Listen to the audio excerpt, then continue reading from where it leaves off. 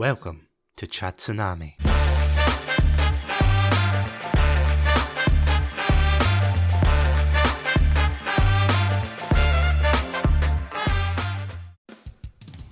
Who would have thought that 5 years on from Sonic the Hedgehog's live-action debut that we would be talking about video game films in a positive light? From the Super Mario film to Detective Pikachu, there seems to be a somewhat resurgence of filmmakers, proving that they can take something silly, yet family-friendly, and turn it into an emotional rollercoaster. I don't even have to go in depth about the storm the debut of Sonic's first film had in 2019, with fans still haunted by that original design of the blue blur. And surprisingly, due to the negative attention this film was getting, I never watched it until a year or two later when it dropped onto Netflix. And while I overall enjoyed the film, there was a somewhat middling feeling I had for it. It reminded me of all the buddy road trip films, where the main human character would be paired up with a CGI animal to save the day for whatever reason. Not bad per se, but just an inoffensive film. But then 2022 rolled around at the speed of sound, and we were collectively blown away by how good the sequel was, from the introduction of fan favourite characters like Tails and Knuckles to more references to the games. The franchise was starting to pick up speed, and it was only a matter of time before it would hit its peak once it introduced the iconic Shadow the Hedgehog. It would then be a 2-year wait and a mediocre Knuckles miniseries to wade through, see what I did there, before we would get to the highly anticipated third entry. And after going to see Sonic 3, was the hype warranted? Was it everything and more that I could hope for? Or is there still some living and learning to do here? Without any further ado, this is my spoiler-free review of Sonic the Hedgehog 3. Let's start with the positives of this film. As always, the acting is in top form, with Ben Schwartz reprising his role as Sonic, Colleen O'Shaughnessy as Tails, Idris Elba as Knuckles, and Keanu Reeves debuting as Shadow the Hedgehog, which was indeed a welcome surprise. What I loved as well was the way that all these actors genuinely seemed to be enjoying themselves when promoting the film. This can also be extended to villains of the film Dr. Robotnik and Agent Stone, played by the talented duo Jim Carrey and Lee Majdoub. Considering that Jim Carrey said he'll be retiring after the second Sonic film, it was an absolute delight not only seeing him reprise his role as the malevolent mad scientist, but also returning as Professor Gerald Robotnik, which is something we'll get onto later. Long-term listeners of the show will no doubt know how much of a Sonic fan I was growing up.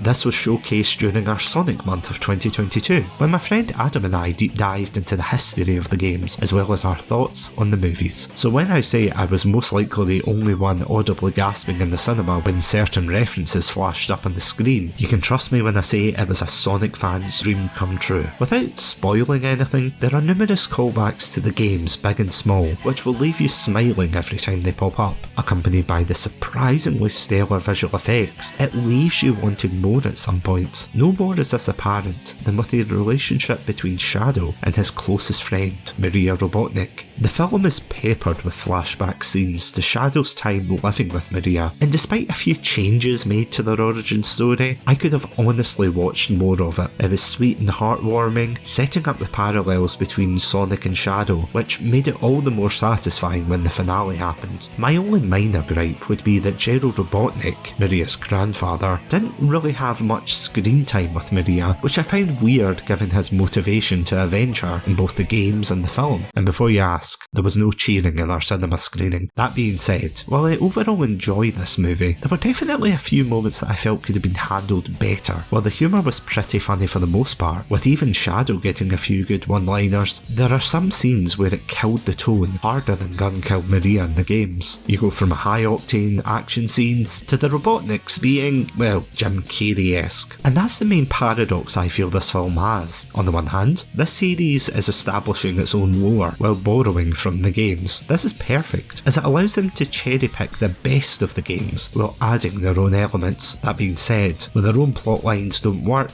they really don't work. It almost feels like Paramount are too afraid to treat certain topics with a sense of seriousness without someone making a follow-up quip. Sometimes this can undermine the characters and their motivations, with the most drastic drastically different being Gerald. It's hard not to compare, but Gerald is a tragic figure who lost his granddaughter to an organisation he trusted, and that thread is carried over here. But because he flips from goofy to maniacal so fast that you can blink and miss the transition. That being said, he has some incredible jokes that come out of left field. This is not the fault of the actors, but instead whoever made these decisions, which in turn, even for a children's film, can come off as childish. Further compounding this is the rushed pacing for the first half of the film. It feels almost like a checklist of things you've seen from the trailer, and when the serious moments happen, you barely have time to ruminate over them before they're gone. Even when Gunn arrive into the film with their new director, they're once again very much a bumbling side antagonist that are there to remind you that they are part of the plot. Despite the rushed pacing and clunky humour at times, I genuinely loved this film, and I'll admit I did tear up at a couple of moments. It is an absolute love letter to fans of the game, and especially older ones who grew up with the series. It's a fun blast of nostalgia that will have you wishing for more. No doubt I'll be doing a full episode on this one, so I cannot wait to share that one with you soon. Either way, I'll be keeping an eye on where this series will be going. But what did you think? Was this the Sonic adventure you hoped for, or did the crack show with the Eggman Empire? Whatever the case, reach out to us and let us know what you thought. But as always, thank you all so much for listening to this episode. Seeing as this is the last episode before the holidays, I just want to wish you all celebrating a very Merry Christmas. For more episodes, check us out at our website, Chatsunami.com, as well as all good podcast apps. Huge shout out to my Pandalorian patrons, Robotic Battle Toaster, Sonia, and Ghostie. Thank you so much for supporting the show. And if you would like exclusive access and behind the scenes content, then you can check us out over on Patreon at patreon.com/Chatsunami. But until next time, stay safe, stay awesome, and most importantly, stay hydrated.